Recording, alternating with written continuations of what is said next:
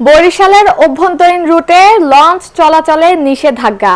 উত্তর পশ্চিম বঙ্গোপসাগর এবং তৎসংলগ্ন এলাকায় সৃষ্টি হওয়া নিম্নচাপের প্রভাবে বৈরী আবহাওয়ায় বরিশাল নদীবন্দর থেকে অভ্যন্তরীণ রুটের সব লঞ্চ চলাচল বন্ধ করা হয়েছে।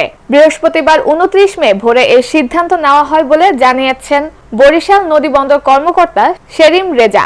তিনি বলেন, ঢাকা বরিশাল রুটের লঞ্চের বিষয়ে এখনো সিদ্ধান্ত হয়নি, তবে অভ্যন্তরীণ রুটে চলাচলকারী ছোট লঞ্চগুলোর চলাচল বন্ধ করা হয়েছে। আবহাওয়া স্বাভাবিক হলে তাদের চলাচলের অনুমতি দেওয়া হবে। বরিশাল পানি উন্নয়ন বোর্ডের জলানুসন্ধান বিভাগের উপসহকারী প্রকৌশলী তাজুল ইসলাম বলেন, বুধবার সকাল থেকে বিভাগের গুরুত্বপূর্ণ নদীর 12টি পয়েন্টের মধ্যে 6টি পয়েন্টে পানি বিপদসীমার ওপর দিয়ে প্রবাহিত হচ্ছে। এতে বিভাগের নিম্নাঞ্চল প্লাবিত হওয়ার শঙ্কা তৈরি হয়েছে।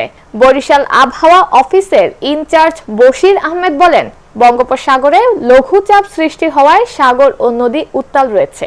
মাছ ধরার সকল নৌযানকে নিরাপদে তীরে আসার জন্য বলা হয়েছে। সর্বশেষ বৃহস্পতিবার সকাল 9টার আপডেটে বলা হয়েছে, পায়রা সমুদ্র বন্দরকে 3 নম্বর এবং বরিশাল নদী বন্দরকে 2 নম্বর সতর্ক সংকেত দেখাতে বলা হয়েছে।